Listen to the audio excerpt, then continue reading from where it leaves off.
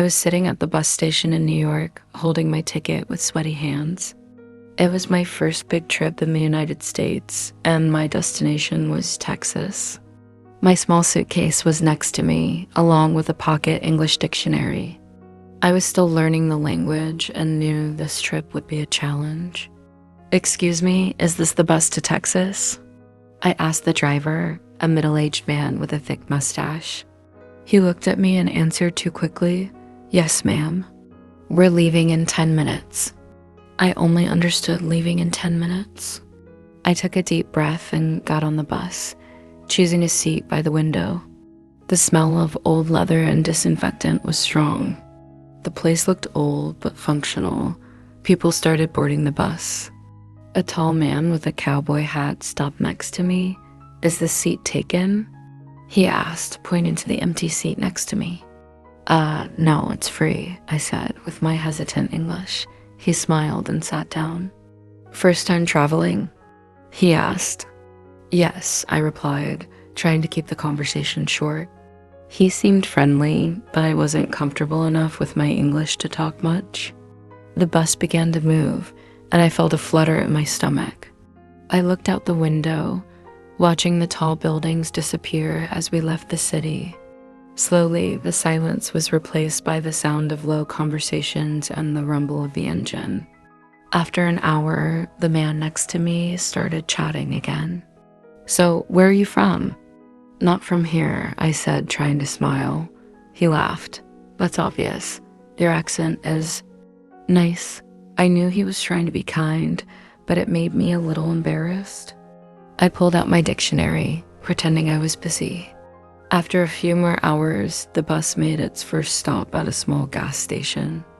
The driver announced something over the microphone, but I didn't catch it all. "Restroom break." 15 minutes, the man next to me translated for me. "Thank you," I replied, relieved to have someone help me. When I got off the bus, the cold air hit me. The station was small, with a flickering sign and a strong smell of coffee coming from the convenience store. I bought a bottle of water and a chocolate bar, trying to understand the words on the label. Back on the bus, the lights were turned off, and I realized the journey would be longer and stranger than I had imagined. The bus moved forward, and I tried to sleep, but it was impossible. The man next to me was snoring, and the seat was hard and uncomfortable.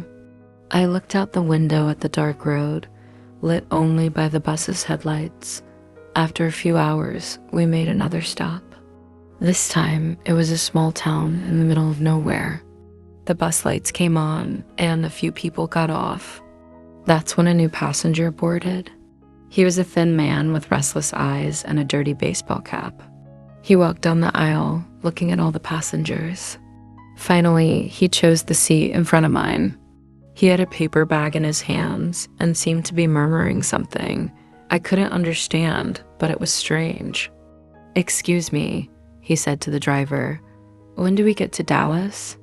"Tomorrow morning," the driver replied without looking at him. Good, the man said, returning to his seat. I couldn't help but watch him. He opened the paper bag and took out something that looked like a sandwich. But instead of eating it, he started talking to the sandwich. "Do you think we'll make it there?" he whispered, staring intently at the bread. My heart started to beat faster. This wasn't normal. The woman next to him glanced at the driver, clearly uncomfortable. "Is he okay?" she asked quietly, but the driver shrugged. "Just ignore him," the driver said in a tired tone. I tried to distract myself by picking up my dictionary to study some words, but the man started talking louder. "Dallas is dangerous. Dangerous people everywhere," he said, looking around the bus. I didn't know what to do. I just stayed quiet, looking at my book. Suddenly, the man turned and looked directly at me. "Do you believe in luck?" he asked with a strange smile. I froze for a moment, trying to understand. Maybe," I replied, not knowing what else to say. He chuckled softly. "Good answer. Luck is important." After that, he went back to talking to himself, and I breathed a sigh of relief. But my nervousness didn't go away. The rest of the bus was silent, except for the sound of his whispering voice. When the next stop finally came, I was tempted to get off and change seats. But I knew that wasn't an option. The bus was my only way to Texas, and I would have to face whatever came next. The bus grew quieter as the night went on. Most of the passengers were sleeping, but I couldn't relax. The strange man in front of me was still murmuring to himself, though more softly now. The sound of the wheels on the road was the only constant noise. I tried to close my eyes and forget everything, but then I heard something fall to the floor. I opened my eyes quickly and saw the strange man crouched in the aisle, searching for something. "Where is it? Where is it?" he said, looking frantically around.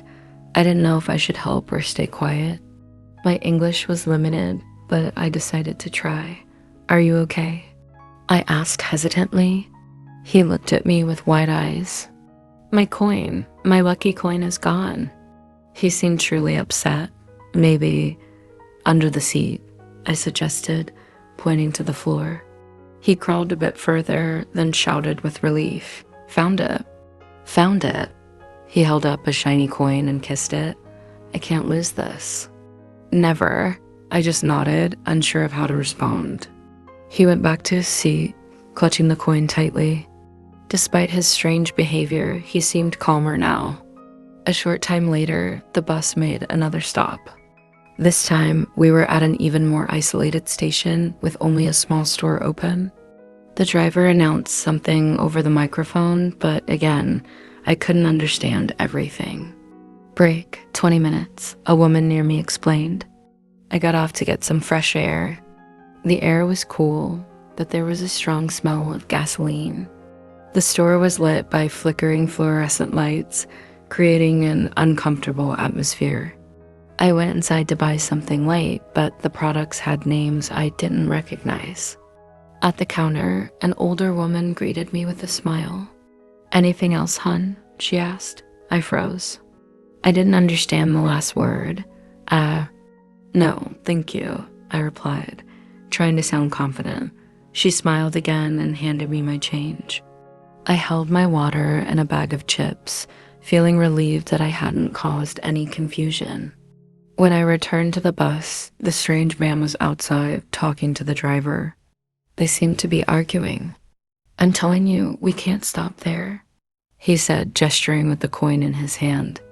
"Sit down or I'll call the police," the driver replied, clearly annoyed. The man sighed and got back on the bus, muttering something about signs. I returned to my seat, feeling exhaustion take over me. The night felt endless, but something told me things were about to get worse. After a few minutes back on the road, the bus fell silent again. I finally started to relax, but the calm didn't last long. The driver announced over the microphone, "Next stop in 2 hours." I understood enough to know we'd be on the bus for a while. I closed my eyes, trying to ignore the discomfort. That's when I heard a new sound.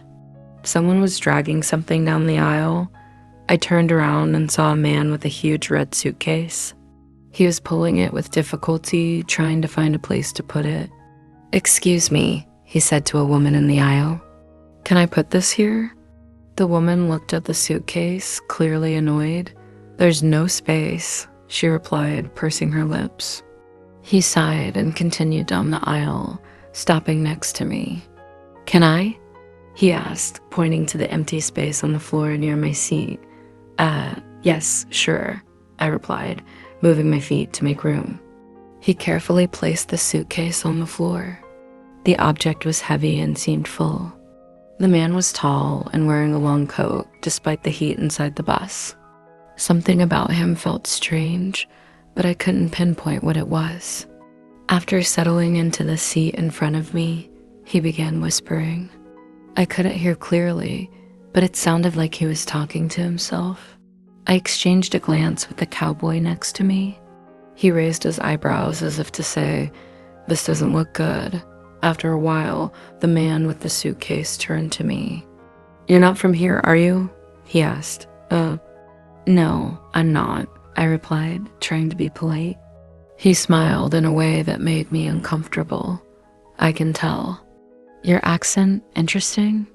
Thank you, I said quickly, hoping to end the conversation, but he continued. Do you know what's inside the bag? He asked, leaning toward me. I froze. No, I replied, feeling my heart race. He gave a strange smile. Good. It's better that way.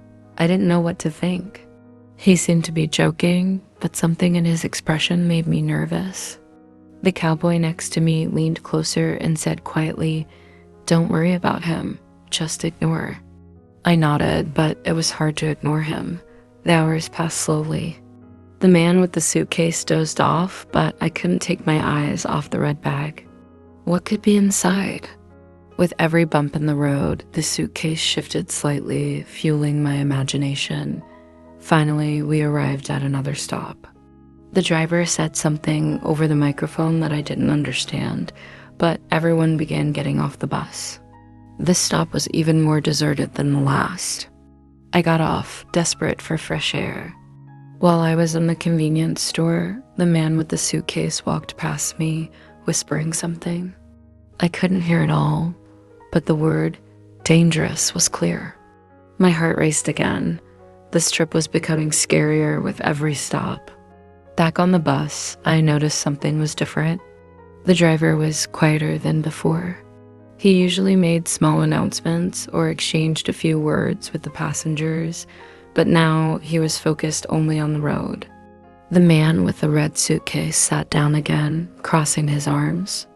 He seemed restless, bouncing his leg nonstop. The cowboy next to me leaned over and said softly, Something's off, don't you think? I nodded, agreeing, but stayed silent. A few minutes later, the bus started to slow down. I looked out the window and saw nothing but a dark road and trees on both sides. The driver pulled over and turned off the engine. Why are we stopping here? A woman in the front asked. The driver stood up, adjusted his hat, and said, We need to check the engine. It won't take long. He stepped out of the bus, leaving everyone looking at each other. No one seemed to understand what was going on. I turned to the cowboy. Is this normal? I asked. Not really, he replied, frowning. The man with the red suitcase suddenly stood up. I'll go check, he said, walking toward the door. Wait, the cowboy said, but the man had already stepped out. I didn't know what to do. Something about all of this felt wrong. I looked out the window, trying to spot the driver or the man with the suitcase, but there was no sign of either of them. A few minutes later, the man with the suitcase came back. He walked in quickly and went straight to his seat. He looked pale and nervous. Everything okay? The cowboy asked. He just shook his head, saying nothing. The driver returned shortly after, climbing back onto the bus calmly. All fixed, he said without giving any details. He started the engine and we continued on our way, but the tension inside the bus was thick. The woman in the front whispered to the person next to her, That didn't feel right, and I agreed. Something was happening and I had no idea what it was. The cowboy tried to lighten the mood. So, Aina, where are you going in Texas? I smiled, a bit nervous. Houston, I replied. Nice place. Lots of good food, he said, trying to reassure me. The bus continued down the deserted road. The sound of the engine seemed louder now, and the darkness outside was almost complete. I was starting to feel like this trip was going to be much longer than I had imagined. As the bus continued down the road, I tried to relax and distract myself, but it was difficult. The silence among the passengers felt heavy, and the presence of the man with the red suitcase didn't help. He was still restless, fidgeting with his coat pockets and glancing around nervously. Then something strange happened. Out of nowhere, a low sound came from his suitcase. It was a repetitive noise, like something was thumping inside. Thump, thump, thump. I froze, trying to understand what it was. The cowboy heard it too and looked directly at the suitcase. Did you hear that? He asked, turning to me. I just nodded. too scared to speak. The man with the suitcase noticed we were watching. He leaned over and placed his hand on the bag as if to hide the sound. "Nothing to worry about," he said, but his voice was tense. "Is there an animal in there?" The cowboy asked, crossing his arms. "Of course not," the man replied, avoiding eye contact. But the sound continued. Thump, thump. The woman sitting in the front stood up. "Driver, do you hear that?" she shouted. The driver looked in the rearview mirror and sighed. Everyone calmed down. "I'll check it at the next stop." The tension inside the bus kept growing. The sound stopped for a few minutes, but soon started again, louder this time. The man with the suitcase began to sweat. "Please stop looking at me," he said, almost in a whisper. The cowboy chuckled, but it wasn't a laugh of amusement. "Betty, you need to explain what's going on." The man stayed silent, clutching his hands in his lap. I wanted to ask something, but my limited English held me back. Finally, I gathered the courage. "What is inside?" I asked, pointing to the suitcase. He looked at me, his eyes wide. "Just things. Nothing dangerous," he said quickly, but no one believed him. Finally, the bus made another stop. It was a small station in the middle of the road with a rusty sign that read Maple Creek. The driver stood up. "Everyone out for a break," he announced, clearly trying to avoid more conflict. I got off quickly, grateful for the fresh air. The night was cold, and the wind made the trees sway. The darkness here felt deeper, almost suffocating. The man with the suitcase stayed close to the bus, looking around nervously. The cowboy walked up to me. "Something's not right with him," he said in a low voice. I nodded. "Should we tell the driver?" I asked, searching for the right words. "Maybe. Let's watch him first," he suggested. Meanwhile, the man opened the suitcase. I caught a glimpse of something in a small metallic box. He quickly closed it again, but what I saw only increased my unease. The break ended, and we all returned to the bus. The sound from the suitcase had stopped, but the silence now felt even more unsettling. Something was going to happen. I could feel it. The bus returned to the road, but the tension inside was almost unbearable. The man with the red suitcase looked visibly uncomfortable, fidgeting with his coat pockets and staring out the window. The cowboy next to me watched everything carefully, but said nothing. Suddenly, the sound returned. Thump, thump. This time, it was louder and more constant. All the passengers began murmuring to each other. Finally, the woman in the front lost her patience. "Driver, stop the bus. This is ridiculous." The driver sighed, clearly irritated, but pulled the bus over to the side of the road. He stood up and walked over to the man with the suitcase. "Sir, open it," he ordered. The man shook his head, clutching the suitcase tightly. "No, it's private." "There's nothing dangerous," he insisted. "Nobody's moving until you open that bag," the driver said firmly. All eyes were on the man now. I could feel my heart pounding. Finally, he gave in. "Fine," he said, letting out a deep sigh. He placed the suitcase in the aisle and slowly unzipped it. What was inside surprised me. There was a metallic box, like the one I had glimpsed before. Inside the box was an old, large, heavy clock. The sound was coming from it, a loud ticking mixed with small thuds. "It's just a clock," he said, trying to appear calm. "An old family heirloom." The people around sighed in relief, but the cowboy didn't seem convinced. "Why is it ticking like that?" he asked. "It doesn't sound normal." The man shrugged. "It's old. Maybe it's broken." The driver rolled his eyes. "Put it back and keep it quiet," he said, returning to his seat. As the bus resumed the journey, something still felt off.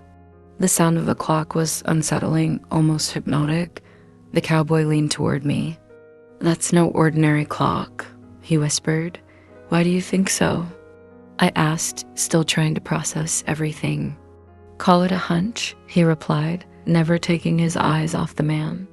I tried to forget the incident and sleep, but the ticking sound echoed in my mind. It felt as if that object carried something we couldn't see. The bus continued down the road, but the atmosphere inside didn't improve. The sound of the clock stopped suddenly. That should have been a relief, but strangely, it made everyone even more uneasy. I wondered how something so small could cause so much discomfort. The man with the red suitcase closed his eyes, seemingly relieved, but the cowboy next to me didn't relax. "He's hiding something," he whispered.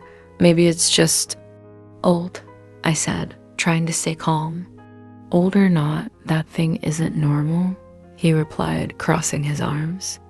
The next stop was far away, and the silence inside the bus was almost deafening. I was starting to doze off when something unexpected happened. The man with the suitcase stood up suddenly and walked to the driver. "I need to get off," he said urgently. "We're in the middle of nowhere," the driver replied, sounding impatient. "I don't care. Let me out." The driver hesitated, but eventually pulled the bus over. The man quickly got off, carrying his suitcase. He disappeared into the darkness without saying another word. Everyone on the bus was silent for a few seconds until the woman in the front spoke. Good riddance.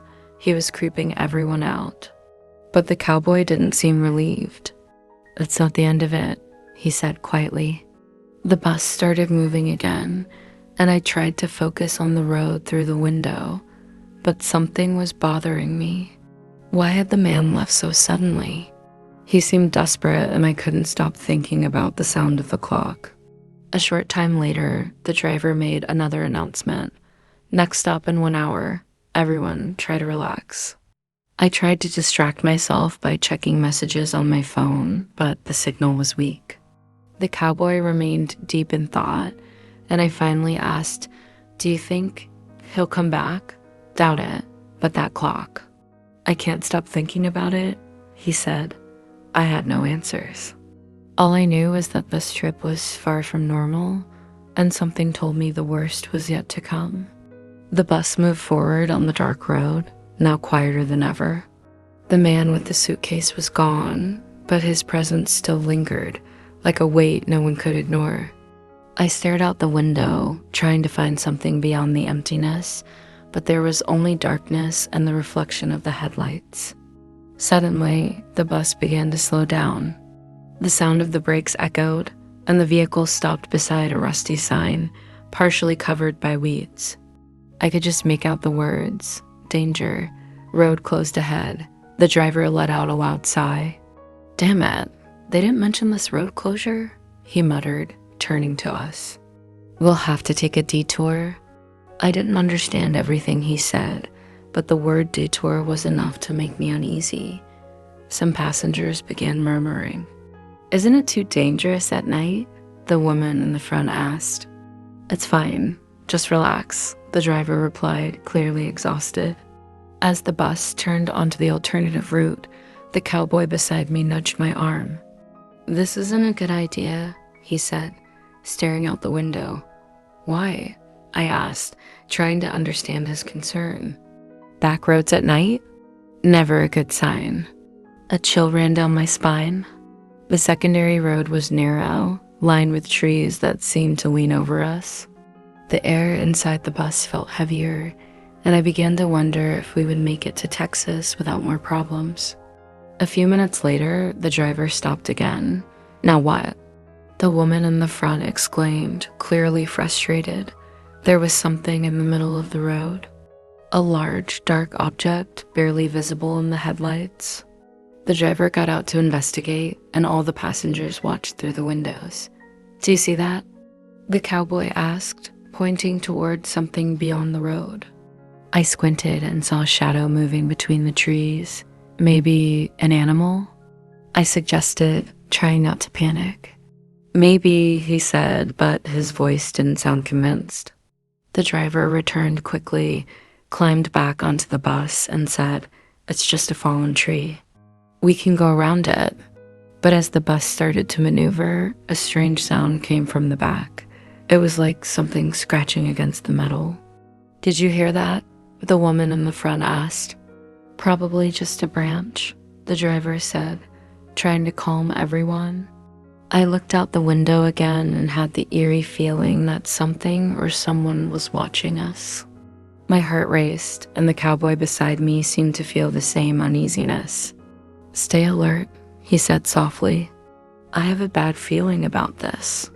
The bus crept slowly along the narrow road, maneuvering carefully around the fallen tree. The scratching sound had stopped, but the silence inside the bus was even more unsettling. I stared out the window, feeling a strange weight in my chest, as if something terrible was about to happen. Suddenly, the driver slammed on the brakes. "What now?" the woman in the front shouted. We all looked outside, and there he was, the man with the red suitcase, standing in the middle of the road. He looked exhausted, sweaty, but still clutching his bag tightly. "Let me in," he yelled, banging on the bus door. The driver hesitated, glancing at us through the rearview mirror. "Do we let him in?" he asked, clearly annoyed. "Absolutely not," the woman in the front snapped. "He left for a reason." But the man kept banging, harder this time. "Please, it's important." "You don't understand. I didn't know what to think." The cowboy beside me shook his head. "This doesn't feel right," he said, gripping the arm of my seat as if ready for anything. Finally, the driver groaned and opened the door. "Get in, but this is your last chance," he warned. The man climbed in quickly, panting. He held the suitcase as if his life depended on it. "Thank you," he said softly, but his gaze was fixed on the front of the bus. He looked terrified. "Why did you come back?" the cowboy asked, glaring at him with suspicion. "Because it's following us," the man whispered. "What's following us?" someone shouted from the back. He opened his mouth to reply, but before he could say anything, the sound returned. Thump, thump, thump. It was the clock. The noise was louder, faster now, almost like an alarm. The man dropped the suitcase on the floor and frantically tried to open it. "I have to stop it," he shouted, struggling with the zipper. The bus began to shake. It felt as if something outside was pushing against it. The driver yelled, "Everyone, sit down." The man finally opened the suitcase and pulled out the metallic box. The clock was inside, but its hands were spinning wildly. He tried to grab it, but the object became too hot to hold and fell to the floor. The sound stopped abruptly. Everything fell silent. The bus stopped shaking and the driver resumed driving, still visibly shaken. The man with the suitcase sat down, his head low, muttering something no one could understand. I turned to the cowboy, trying to make sense of it all. "What just happened?" I asked, still trembling. "I don't know," he replied, "but I hope we never see that thing again." The next few hours were the longest of my life. The clock remained silent, but the uneasiness among the passengers lingered. When we finally reached Texas, the man quickly got off the bus, taking his suitcase with him. As I stepped off the bus, I looked back, thinking about everything that had happened. This wasn't just a bus ride. It was something I would never be able to explain, something I would never forget. Thank you for watching. If you enjoyed this story and want to learn more English through real-life experiences, don't forget to subscribe to our channel. Hit the like button and turn on notifications so you never miss a new story. Write in the comments the name of your city and country. We'd love to know. Let's keep learning and growing together. See you in the next video.